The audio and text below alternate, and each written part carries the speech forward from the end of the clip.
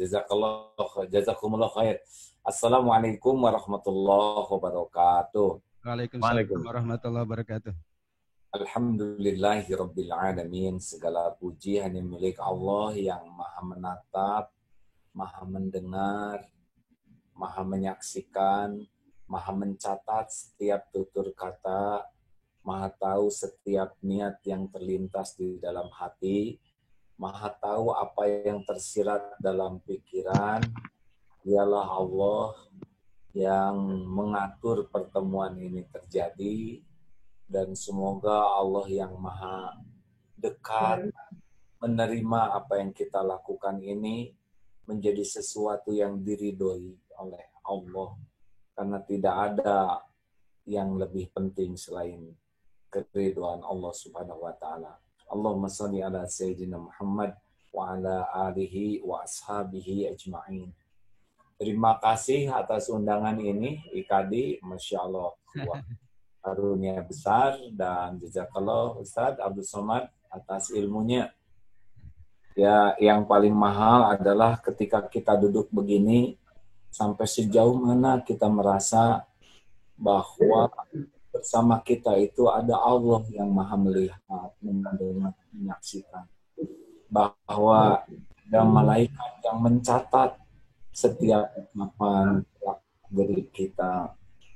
Bahwa Allah tahu persis apa yang aib-aib kita yang kita tutupi, kita sembunyikan. Kesibukan kita untuk meyakini Allah Maha dekat, Maha mendengar, Maha menatap, Maha mengetahui segalanya, dan kesibukan kita merasa ini ada malaikat yang terus mencatat. Seharusnya ini menjadi bahan tafakur sungguh-sungguh bagi kita. Karena kalau kita sudah merasa ditatap Allah, didengar oleh Allah, dan diketahui hati kita oleh Allah, kita lolos dari keyakinan itu, kita akan mudah tergelincir di dalam berbicara, berpikir, berhati, bersikap. Akan ada rasa bebas untuk berbuat. Rem terbesar bagi kita untuk bisa menjaga lisan, sikap, pikiran adalah keyakinan yang kokoh, wa huwa ma'akum aynama kuntum wallahu bima ta'maluna basyir. Yakin bahwa ilmu Allah menyelimuti kita, pengetahuan Allah, dan Dia bersamamu dimanapun kau berada, dan Allah Maha melihat apapun yang kau kerjakan. Mengapa ini begitu sangat penting? Seperti yang kita pahami dalam hadis riwayat Imam Muslim, yang pertama dihisab adalah mujahid yang merasa berjuang sampai mati terbunuh di medan perang, dan dia mengakui semua ini lillahi ta'ala. Tetapi Allah berfirman, kadzabta, dusta kamu.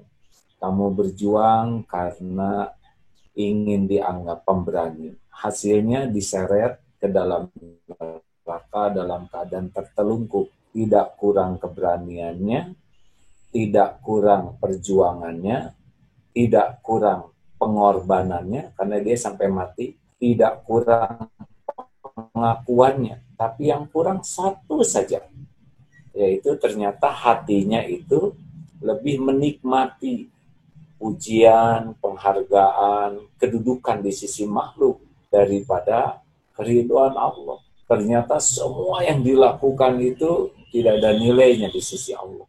Yang kedua dihisab adalah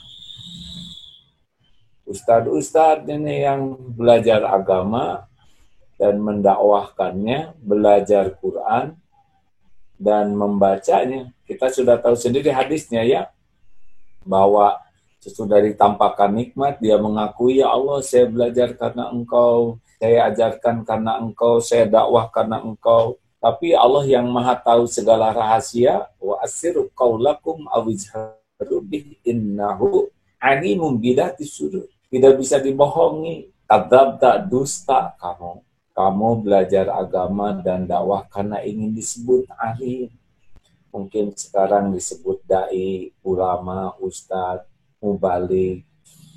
dan sudah engkau dapatkan pujian itu di dunia. Di akhirat diseret itu dalam keadaan tertelungkup menjadi ahli neraka.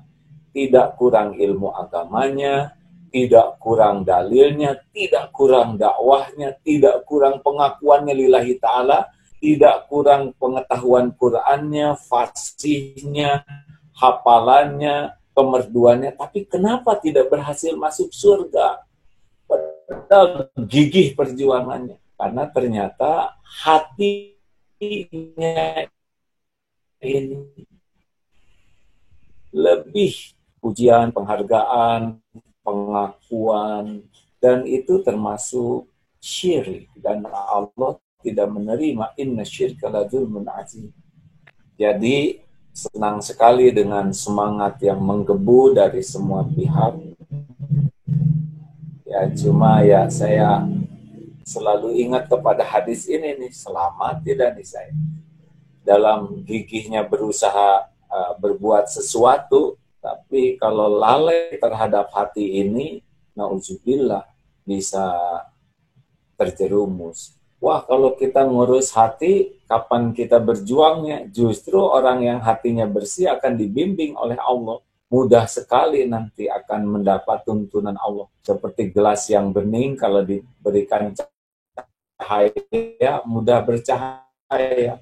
Jadi tuntunan bisa belajar lewat ustadz manapun yang benar, baik ilmunya, lebih mudah terserap. Bimbingan Allah, apakah nanti ada ilham, ada petunjuk Allah, mudah dipahami. Atau kita belajar dari kejadian-kejadian, mudah bersikap. Dengan qalbun salim, insya Allah khilafiyah tidak menjadi rumit lagi.